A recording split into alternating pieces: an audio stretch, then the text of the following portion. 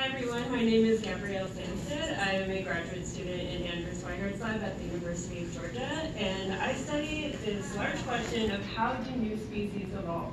And specifically, I'm interested in the initial reproductive isolating barriers that arise and kind of contribute to this whole speciation process.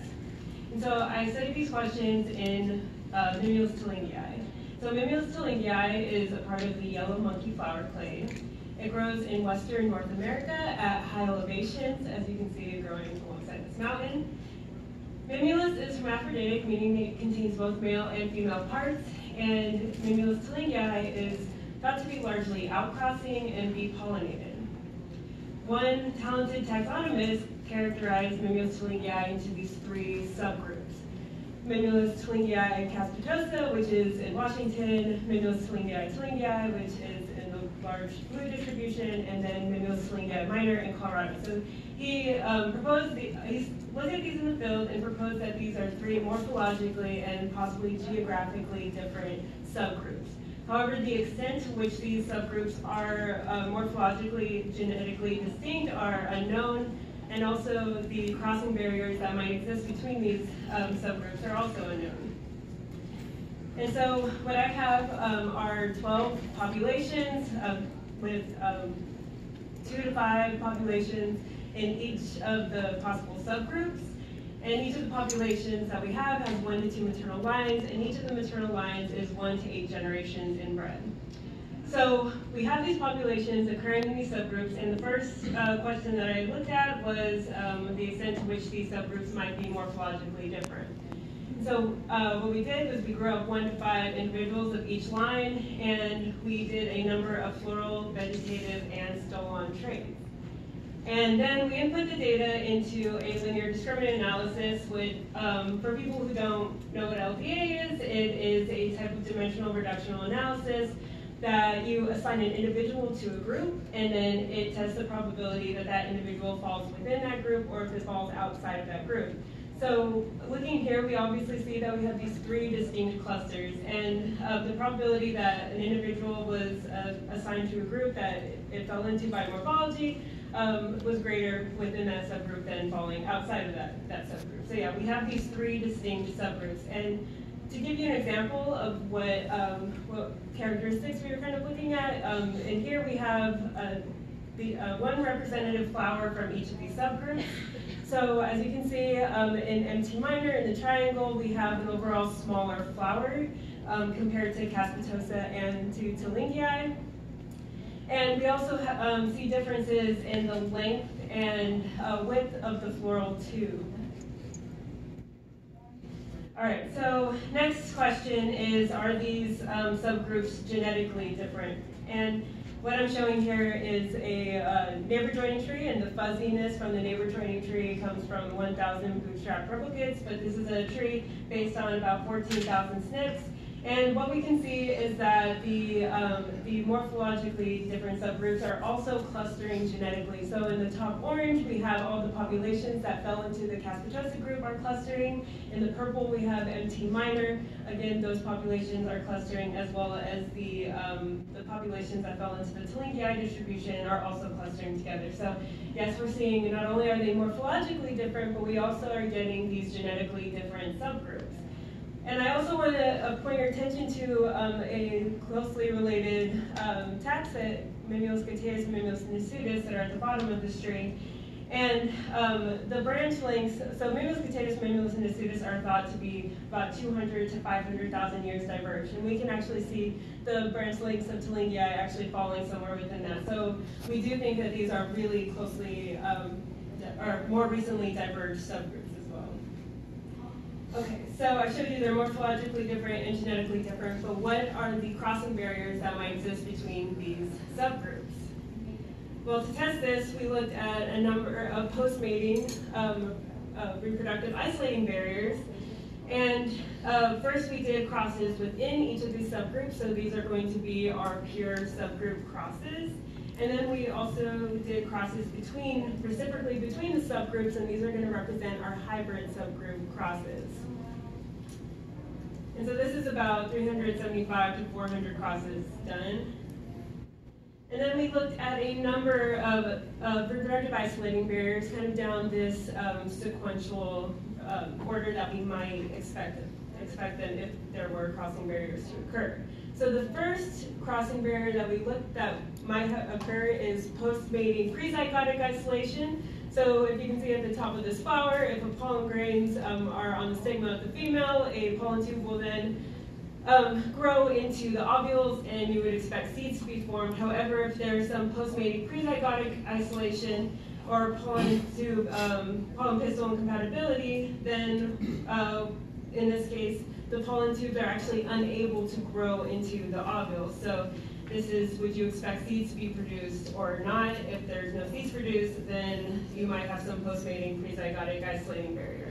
I don't have time to go into this part of the data, but I will say that we actually did not see any evidence for strong post-mating prezygotic isolation.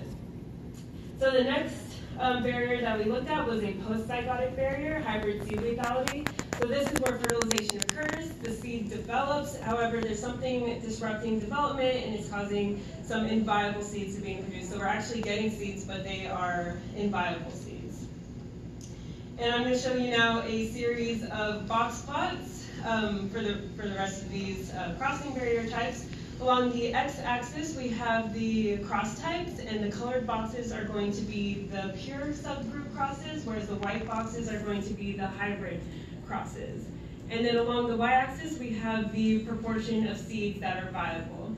And so if we take a Tillinghii subgroup and cross it with Caspitosa, what we get is we see that the pure subgroups look good within those, but however, between, we see in one direction, and the crosses are listed by maternal parent first. When Caspitosa is the maternal parent, we see a reduction in the proportion of seeds that are viable. And this is only happening in one direction of the cross. However, when we cross Caspitosa by minor, the hybrid crosses look fine. But then again, we see this reciprocal difference in seed viability whenever we cross minor with Tillinghii. So when minor is the maternal parent and Tillinghii is the paternal parent, we see this strong reduction in viable seeds that are being produced. And just as a note, I was unable to continue with the minor by Tillinghii cross due to looking at the rest of these crossing barriers that we might be seeing due to this strong hybrid seed lethality phenotype. Okay, so yes, we do see hybrid seed lethality occurring in this in only one direction of the cross, so it has some level of parent of origin effect. All right, the next phenotype that we looked at was hybrid inviability. So we planted the seeds, we grew them up, and then we looked at, we assessed for whether the plants were showing any evidence of necrosis or chlorosis phenotype. So were they producing chlorophyll, and did they die off, or necrosis if there's some possible autoimmune disease where the plant actually starts to attack itself. So typically the F1s look nice and healthy and green. However, over time, with certain Caspitosa by Tillinghii crosses, we started to see this expression of anthocyanins, and in some cases it was so severe that the plants actually did not flower at all and were basically disintegrated. So in these specific lines in Caspitosa by Tillinghii, did we actually see this strong, severe necrotic phenotype? So yes, we do see it, but sometimes depending on the line that's involved. All right, next we assess for hybrid male sterility and hybrid female sterility of the F1s. And for hybrid male sterility, what we did was we collected pollen grains from the flowers, and we stained it with a lactophenol aniline blue stain. So if the stain were to penetrate the grains and you get this dark blue stain, then that means that they're viable. However, if there's no stain of the pollen, then we have this light, that there's no, obviously these like clear-ish pollen grains that are also somewhat misshapen. So now looking at the y-axis with the proportion of viable pollen, we see high levels of viable pollen within subgroup crosses, so those are the colored boxes. However, in both directions of the hybrid crosses, we get this about 50% reduction of pollen viability. And this is even more severe when Caspitosa is crossed with minor, when we get almost no viable pollen. And again, the same phenotype is seen when Tillinghii is crossed by minor with almost no viable pollen being produced. Okay, so next we looked at female sterility. So the idea here is we took our plants, we back-crossed them with one of the other good pollen parents, and we looked at our seeds being produced. So if there is a strong seed, a strong female sterility occurring, then we might not see any seeds being produced. However, if okay, so no seeds, then we get strong female sterility. If we do get seeds being produced, then that means that there probably isn't this strong female sterility.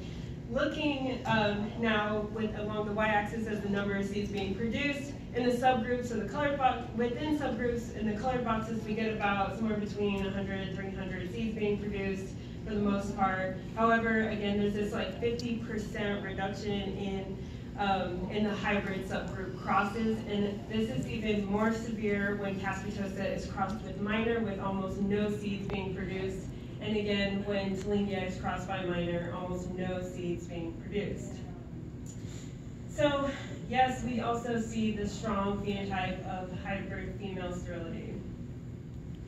All right, so before we weren't really sure what the relationships were between these subgroups. And now we have this idea that, yes, we can confirm they are morphologically different as well as genetically different.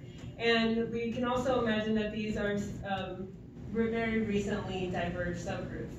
And on top of that, we see a number of postzygotic reproductive isolating barriers, including hybrid seed lethality, including necrosis, and also male and female sterility. So moving forward, I am, like I had mentioned earlier in the talk, that I am curious at what these initial reproductive isolating barriers that might evolve early in species divergence. And we are hoping to get at the genetic and evolutionary mechanisms that might be underlying these hybrid incompatible phenotypes. So with that, I'd like to thank my wonderful lab, the greenhouse staff that has helped keep my plants alive, and also my committee, and then my funding sources from EJ Genetics and NIH Training Grant. So, thank you.